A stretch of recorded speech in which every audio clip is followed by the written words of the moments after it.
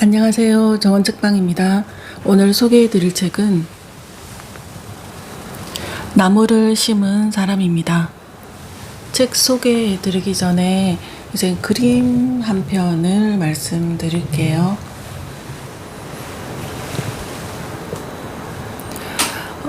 반 고흐의 아몬드 나무입니다.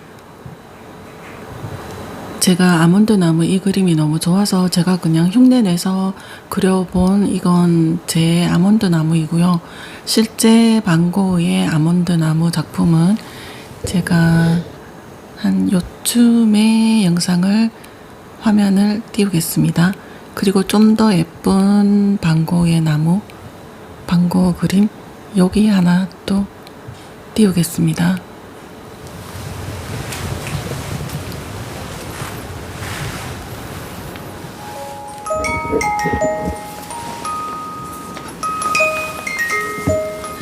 나무를 심은 사람입니다. 장지오노. 어떤 한 사람이 그 행동을 이끌어 나가는 생각이 더없이 고결하며 어떤 보상도 바라지 않고 이 세상에 뚜렷한 자취를 남겼다면 우리는 틀림없이 잊을 수 없는 한 인격을 만났다고 할 수 있다. 약 40여 년 전의 일이다. 나는 해발 1200에서 1300m의 산악지대에 있는 헐벗고 단조로운 황무지로 먼 도보 여행을 떠났다. 그곳엔 야생 라벤더 말고는 아무것도 자라지 않았다. 폭이 가장 넓은 곳을 가로질러 사흘을 걷고 나니 더없이 황폐한 지역이 나왔다. 그곳엔 살아있는 것이라고는 전혀 없었다. 햇빛이 눈부시게 쏟아지는 6월의 아름다운 날이었다. 나무라고는 없는 땅 위로 견디기 어려울 만큼 세찬 바람이 불고 있었다.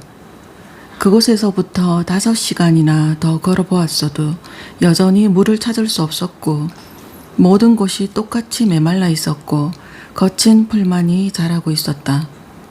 그런데 저 멀리에 작고 검은 실루엣 하나가 서 있는 것 같았다. 그것은 한 양치기였다. 그는 나에게 물병을 건네주었다. 온통 헐벗은 이런 황무지에 그런 사람이 살고 있다니 뜻밖이었다. 이곳 고산지대의 기슭에는 너던 마을이 서로 멀리 떨어져 있었다. 그곳에는 숯을 만들어서 파는 나무꾼들이 살고 있었다. 사람들은 모든 것을 놓고 경쟁했다. 숯을 파는 것을 두고 교회에서 앉는 자리를 놓고서도 경쟁했다. 선한 일을 놓고 악한 일을 놓고 그리고 선과 악이 뒤섞인 것들을 놓고 서로 다투었다. 양치기는 조그만 자루를 가지고 와서 도토리 한 무더기를 탁자 위에 쏟아 놓았다. 그는 도토리 하나하나를 아주 주의 깊게 살펴보더니 좋은 것과 나쁜 것을 따로 골라 넣었다. 이 사람과 함께 있으니 마음이 평화로웠다. 그는 우리에서 양떼를 몰고 풀밭으로 갔다. 떠나기 전에 그는 정성껏 골라 세워놓은 도토리 자루를 물통에 담았다. 그가 가려고 한 곳에 이르자 그는 땅에 쇠막대기를 박기 시작했다. 그렇게 해서 구멍을 파고는 그 안에 도토리를 심고 다시 덮었다. 그는 떡갈나무를 심고 있었다. 그는 3년 전부터 이 황무지에 홀로 나무를 심어왔다고 했다. 그는 나무가 없기 때문에 이곳의 땅이 죽어가고 있다고 생각했다. 그는 벌써부터 노도밭나무 재배법을 연구해 오고 있었으며 그의 집 근처에서 어린 묘목들을 기르고 있었다. 그는 땅 표면에서 몇 미터 아래 습기가 고여 있을 것 같은 골짜기에는 자작나무를 심을 것이라고 말했다. 이듬해인 1914년에 1차 세계대전이 일어나 나는 5년 동안 전쟁터에서 싸웠다. 전쟁이 끝났을 때 조금이라도 맑은 공기를 마시고 싶다는 강한 욕망밖에 없었다. 황무지로 가는 길을 다시 찾아 나섰을 때 나에게는 오직 그 생각밖에 없었다. 그것은 변함이 없었다. 나는 여기 오기 전날부터 나무를 심던 그 양치기를 다시 생각하기 시작했다. 떡갈나무 1만 그루라면 꽤 넓은 땅을 차지하고 있을 거야 하고 나는 생각했다. 그동안 그는 전쟁 때문에 불안을 느끼지는 않았다고 했다. 그리고 나는 그것을 확인할 수 있었다. 그는 흔들리지 않고 전과 다름없이 계속 나무를 심었던 것이다. 1910년에 심은 떡갈나무들은 그때 10살이 되어 있었다. 참으로 놀라운 모습이었다. 이 모든 것이 아무런 기술적인 장비도 갖추지 못한 오직 한 사람의 영혼과 손에서 나온 것이라 생각하니 인간이란 파괴가 아닌 다른 분야에서는 하느님처럼 유능할 수 있다는 생각이 들었다. 떡갈나무는 들쥐나 토끼들에게 갉아먹힐 나이를 지나 빽빽하게 자라나 있었다. 만약 신이 이 창조물을 파괴하려는 뜻을 갖고 있다면 앞으로는 태풍의 힘을 빌려야 할 것이다. 1920년부터 나는 1년에 한 번씩은 엘제하르 부피에를 찾아갔다.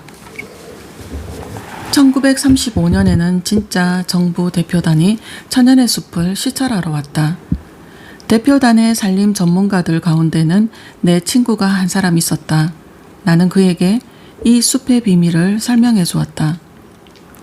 다음 주에 우리 두 사람은 엘제하르 부피에를 찾아갔다. 부피에는 대표단이 시찰한 지점에서 20km쯤 떨어진 곳에서 한창 일하고 있었다. 우리가 지나온 곳은 6에서 7m 높이의 나무들로 뒤덮여 있었다. 1913년에 보았던 이곳의 모습이 생각났다. 황무지가 떠올랐다.